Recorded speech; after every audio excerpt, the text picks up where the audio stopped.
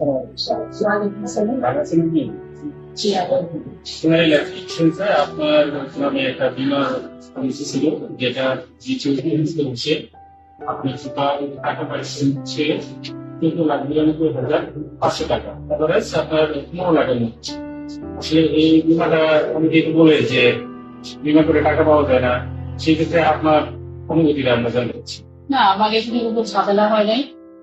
অত্যন্ত আন্তরিকতা পূর্ণ পরিবেশে আমি 7 দিনের মধ্যে বিনা টাকা পেয়ে গেছি।